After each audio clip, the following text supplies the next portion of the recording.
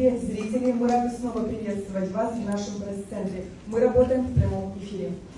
ЦИК Республики Абхазия утвердил окончательные итоги выборов президента Республики Абхазия.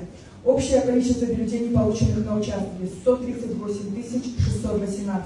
Общее количество погашенных бюллетеней, 38 193. Общее число внесенных в списки избирателей, 143 651. Общее число избирателей, получивших бюллетени для голосования, 100 413. Общее число избирателей, принявших участие в голосовании, 100 412.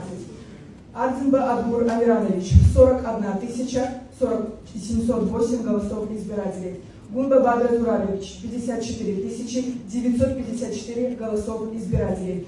Общее число голосов против всех кандидатов, 2065.